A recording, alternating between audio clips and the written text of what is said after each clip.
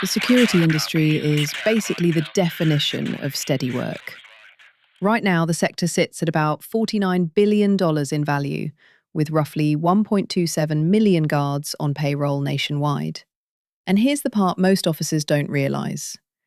The industry sees over 160,000 openings every year. Not because companies are growing like crazy, but because turnover is non-stop. What that means for a motivated officer is simple. There's always room to move up. If you show up, look sharp, communicate well, and don't disappear after 2 months, you're already in the top tier. Pay is still hovering around the $38,000 range, but the real opportunity is in the roles that reward reliability.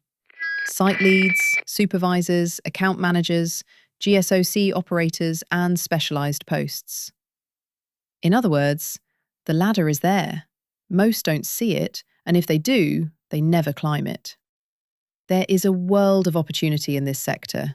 Investigations, training, risk and safety management, competitive intelligence, and executive protection. Select wisely, but jump into one of those 160,000 job openings.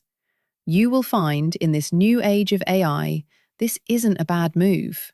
Not even by a long shot. This is Elise with Cole on Security. Thanks for your time, and I'll see you around campus.